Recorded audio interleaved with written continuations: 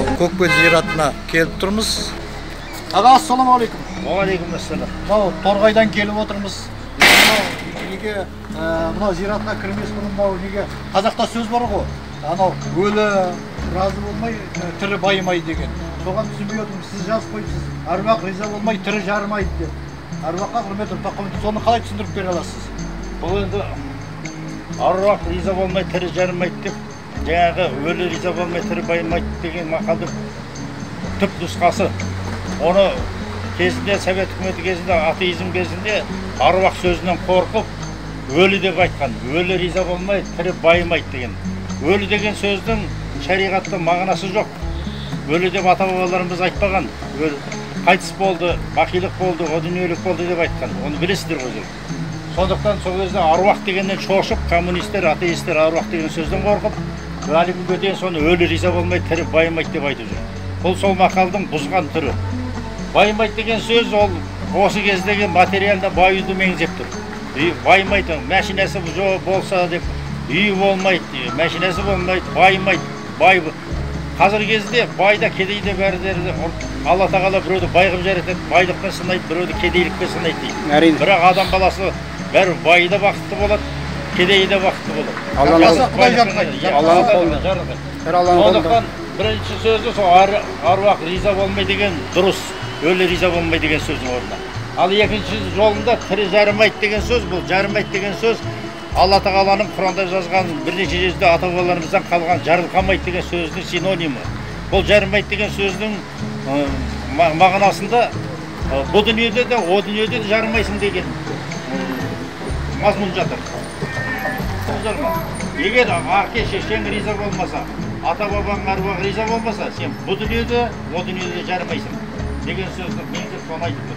Баю деген сөз ол материалистердің өздерінің мақсаттары баю ғана мақсаттары бар адамдардың айтатын сөзі.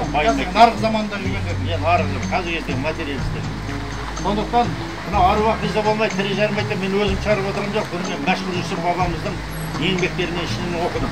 Соның күні оқыдым да осы мақалды қазір кезде бұзып айтып жүргендерге мен айтарым осы.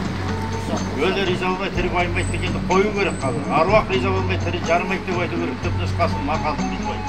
Аруаққа құрмет, ұрпаққа міндет. Бұл да осы түп нұсқасы мақалдың осылай. Аруаққа құрмет, ұрпаққа міндет. Бұны да қазір өзгертіп жазып жүр материалистер. Ата-бабаларға құрметті, ұрпаққа міндет деп. Енді бірақ ол да дұрыс шығар. Бірақ та аруаққа құрмет, ұрпаққа міндет деген бұл түп нұсқасы мақалдың.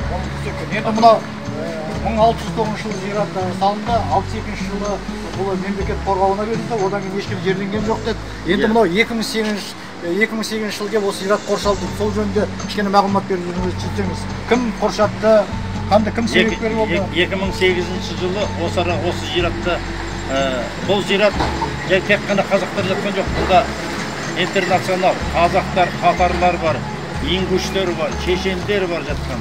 Ұйғырлар бар, өзбектер бар. Енді сол ингуштер 40-шы жылдары, соғыс жылдары депортация жасап, Кавказдан ошаққа келіп Ақмола даласына тастаған кезде сол суыққа, аштыққа шыдамай көбі қайтыс болған дейді. Солардың ішінде сол Гүлсериев, мына Михаил Сапарбековичтің атасы, әкесі Сапарбек, Сапарбектің әкесі Саат осы зиратта жатыр. Оның екі ағасы жатыр, Сұлымбек, Шыңғысхан деген. Сұлымбек, Шыңғысхан деген екі ағасы біреу 50-ші жылғы, 1950 жылы туып, 1952 жылы қайтыс болған 2 жасында. Екінші ағасы Шыңғысханы 1950 жылы апрельде туып, августте қайтыс болған 5-6 айлық бала екен. Енді ол кезде суық, Ақмоланың суығына, аштығына шыдамай сол үлкен адамдар, балалар сондай шыдай алмай қайтыс болған. Ақпарат бойынша бұларды неде үйлерінде жерлеп отырған дейді да? Соғыс кезінде қайтыс болған адамды ол кавказдықтардың өздерінің недері бар, үйлерінің огородтарының ішінде ұстайды. Грузиндер, Кавказ халқы. Дәстүр бойынша, иә.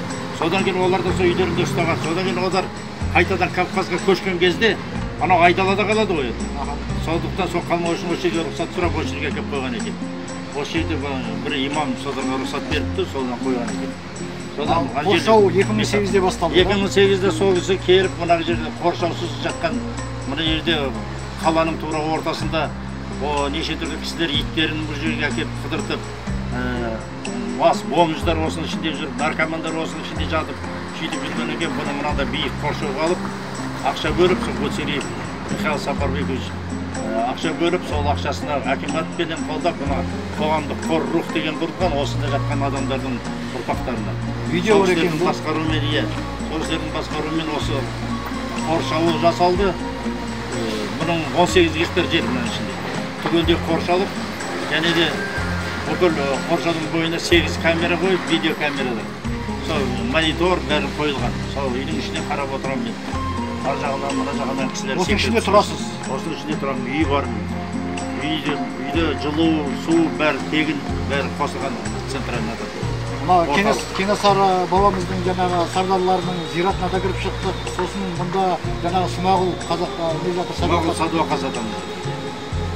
Әлихан Бөкейхановтың күйеу баласы. Күйеу баласы ма? Иә, Алашорданың қайраткері. Аға көп рахмат, көп мағлұмат бердіңіз. Аға, Алла сіздерді сау болсын.